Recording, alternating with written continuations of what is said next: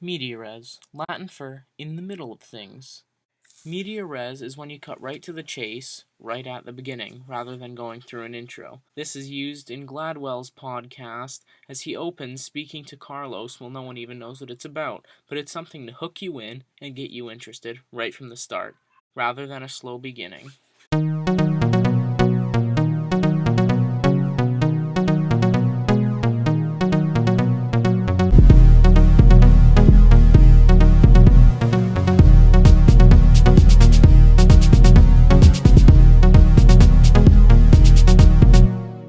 So, throughout Gladwell's podcast, he brought in a student named Carlos and talked about his life experience thus far. So, in this podcast, what we're going to do is talk about Gladwell's podcast and summarize his main points, see what he did, why he did them, as well as how it helps. So, the main thing he did at the very beginning, he asked a question that was slowly, piece by piece, answered throughout the podcast. And at the very end, he came with his final answer, his opinion on how he could answer that question. So here's my question for this podcast. Which strategies were the most useful and more effective for Gladwell to use? The main point that Gladwell really used was just how he narrated things, not just how he would speak, but also when he would speak. When would he speak himself? When would he have Carlos speak? When would he bring in someone else? That was all about effect for him. Mostly, he would narrate for a lot of clarity, use simpler words, make things easier for people to understand. But Gladwell would also speak for many other reasons. One of the reasons he would narrate so frequently was just so he could really emphasize the point. A lot of what he said was repetition, just traits used for real emphasis, so that you really understand what he's trying to say. Another reason that he did this was just to go really in depth and really stress the points.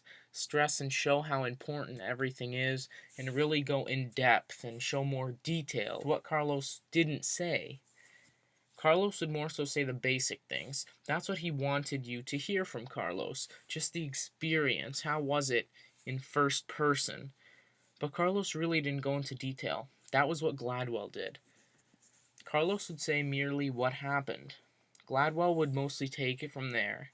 Either he or somebody else would speak on behalf of Carlos, just explaining the situation a little bit more in depth. A little bit of what Carlos found difficult to say to others, or what they felt was really important for you to know about them, to make this podcast more interesting, more intriguing, to really stress the points and make you understand how difficult this really was for Carlos. It was all for effect. Like I said earlier, frequently Gladwell would repeat things for emphasis. Like this, he would repeat things for emphasis. Sometimes after someone would say something, he would straight up repeat the words, like Carlos's sister near the end. Or he would repeat it in a different way, such as doing a small summary of what was just said. Again, this is a lot for clarity, a lot for emphasis, and this is more intriguing for you because you're really understanding what's going on and in a way feel more connected.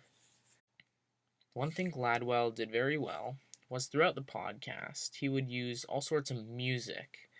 Not like, obviously, songs with lyrics or whatever, but just little instrumental, whether it was just quietly in the background while they were talking, or a short pause from time to time, like this.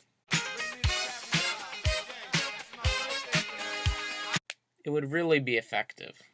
He could play sad music when he wanted.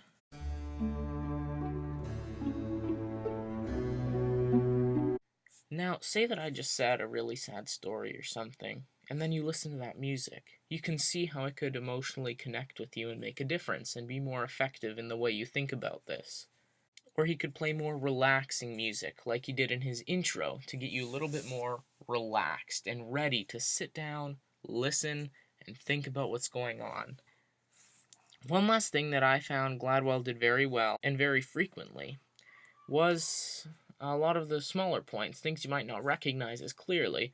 For example, pausing for emphasis, and for suspense, and using different tones.